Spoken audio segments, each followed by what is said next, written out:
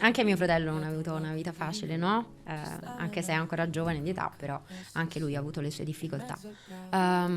E anche lì sicuramente il fatto di non mollare, il fatto di avere una fede enorme e i valori che ci hanno trasmesso i nostri genitori sono stati un po' la soluzione per andare avanti.